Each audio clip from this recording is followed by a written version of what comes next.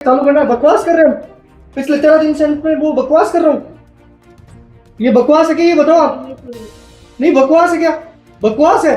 इतनी देर सुन लिया तो बिल्कुल। देखिए, डॉक्टर्स किस तरह का एनवायरनमेंट बाहर पैदा कर रहे हैं, सरकार किस तरह ऐसे तानाशाही हो रही है कि आप एक आम विद्यार्थी की आवाज को दबाने का ये लोग प्रयास कर रहे हैं। पहले कॉकरोच बोला गया, कीड़े मकोड़े बोला गया, भाड़े के टट्टू बोला गया।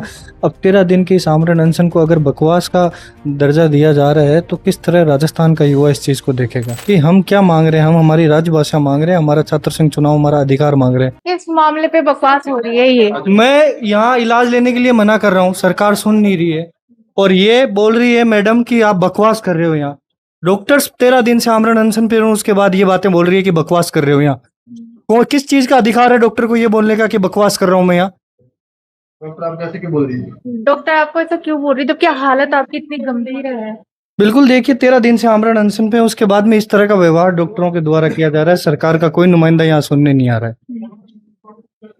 सर, आपकी तबीयत ज्यादा बिगड़ती जा रही है। डॉक्टर ऐसे कह रहे हैं कि आपकी किडनी भी फेल हो सकती है, लेकिन आप उस पर क्या कहेंगे कि इतना कुछ होने के बाद में भी लोगों को ऐसा लग रहा है कि आप बकवास कर रहे हैं? बिल्कुल, देखिए डॉक्टर्स किस तरह का एनवायरनमेंट बाहर पैदा कर रहे हैं, सरकार किस तरह ऐसे तानाशाही हो रही है कि आप एक आम विद्यार्थी की आवाज को दबाने का ये लोग प्रयास कर रहे हैं।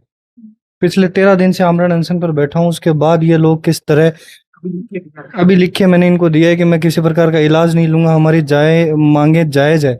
उसके बाद ये लोग इस तरह की भाषा यूज कर रहे हैं एक आम विद्यार्थी के साथ कि मैं बकवास कर रहे हैं। तो कब तक ये तानाशाही इस देश का युवा सहेगा? सर, ऐसा भी है कि लोग ऐसे कह रहे हैं कि आप खुद के लिए तो नहीं, ये छात्रों के लिए कर रहे हैं। आपकी जो 2 प्रमुख मांगे हैं उस पर भी सरकार क्यों सुन नहीं रही है और ऐसा बर्ताव कर रही है आपके साथ? बिल्कुल, देखिए आपके सामने अभी आप आए हो, किस तरह डॉक्टर हमें बोल रहे हैं, किस तरह की तानाशाही ये लोग कर रहे हैं कि हम क्या मांग रहे हैं। हम हमारी राजभाषा मांग रहे हैं, हमारा छात्र संघ चुनाव, हमारा अधिकार मांग रहे हैं। उसके बावजूद ये लोग क्या किस तरह के व्यवहार एक आम विद्यार्थी का। आज 13 दिन से कोई भी सरकार का नुमाइंदा हमें सुनने तक नहीं आया कि आपकी क्या मांगे, आपकी तबीयत कैसी है। उसके बावजूद ये लोग इस तरह ये कर रहे हैं कि मैं हमें बकवास बोल रहे हैं। तो इससे दुर्भाग्य किसी प्रकार का नहीं हो सकता। सर, आप हमारे दर्शकों को एक बार दोबारा बता दीजिए कि आपकी क्या मांगे हैं और डॉक्टर आपके साथ में कैसा बर्ताव बिल्कुल, कर रहे हैं? देखिए आज 13 दिन से आमरण अनशन पे हूँ। मैंने इनको लिखित में ये दिया है कि मैं आपसे किसी प्रकार का इलाज नहीं लूंगा, जल का भी मैं त्याग करता हूँ जब तक हमारी मांगे नहीं मान ली जाती है।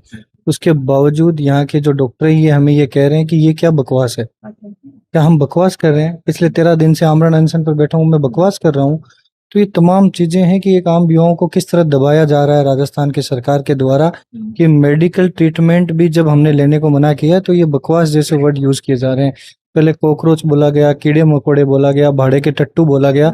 अब 13 दिन की इस आमरण अनशन को अगर बकवास का दर्जा दिया जा रहा है तो किस तरह राजस्थान का युवा इस चीज को देखेगा? क्या सरकार और प्रशासन की तरफ से कोई मंत्री या कोई आया अधिकारी आपसे बात करने के लिए?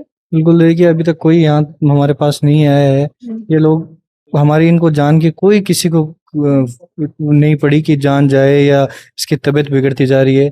एटलीस्ट वो हमारी मांगे सुनने के लिए यहाँ आ सकते हैं। हमारी जो जायज मांगे हैं उस पर ये सहमति जता सकते हैं। हम हमारी राजस्थानी भाषा मांग रहे हैं, लेकिन उसके बाद भी सरकार किस तरह आज देखिए युवाओं को दबाने का प्रयास, हर प्रयास संभव कर रही है वो। सर, एक बार आप हमारे दर्शकों को वापस बता दीजिए कि आपकी 2 प्रमुख मांगे क्या है और आप उनको क्यों लेकर आप ये प्रदर्शन कर रहे थे और अभी अनशन पर हैं? बिल्कुल, देखिए जो गवर्नर है वो महाराष्ट्र से आते हैं तो मराठी लैंग्वेज थोपने का काम यहाँ कर रहे हैं और दूसरी तरफ प्रदेश में बंद पड़े छात्र संघ चुनाव को हम लोग चालू करवाना चाहते हैं। ये 2 हमारी प्रमुख मांगे हैं। अभी जो सरकार अभी देखने को मिला है कि पहले तो जंतर मंतर पर लाठीचार्ज हुई और कल कन्नी सेना के द्वारा भी एक प्रदर्शन किया गया जिसके अंदर युवाओं को इतनी तरह बेरहमी से पीटा गया कि जिसमें एक छात्र की मौत हो चुकी है। उस पर आप क्या कैसे देखते हैं आप उसको? बिल्कुल, देखिए कहीं ना कहीं गलत है। अगर आज जो युवा धरातल पर संघर्ष कर रहे हैं, सड़कों पर उतरे, तो उनसे आप पूछिए कि आप सड़क पर क्यों हैं।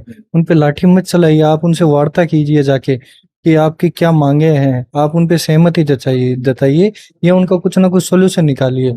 लाठी चलाना या भूख हड़ताल को बकवास कहना ये इस चीज का सोल्यूशन नहीं है। आप जब तक युवाओं को कब तक युवाओं को दबाने का प्रयास करोगे? लाठी चलाओगे, फिर से वो सड़कों पर उतरेंगे। आज मुझे भूख हड़ताल से पुलिस जबरन वहां से उठा के लाई। तो ऐसे कितने नौजवान हैं जो भूख हड़ताल करने के लिए तैयार है, पुलिस की लाठी खाने के लिए तैयार है। लेकिन सरकार किस तरह युवाओं को दबाने का प्रयास कर रही है, ये कहीं ना कहीं दुर्भाग्य है राजस्थान के युवाओं के लिए।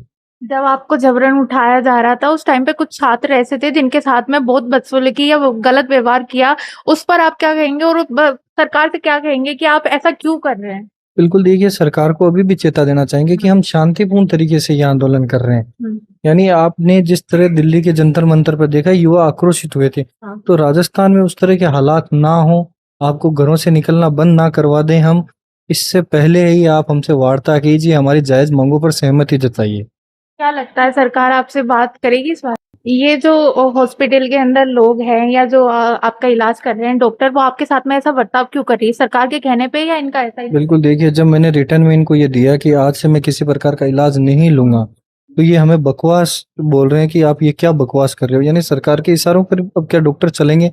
डॉक्टर्स भगवान का दूसरा रूप होते हैं, हम डॉक्टर्स की हमेशा इज़्ज़त करते हैं।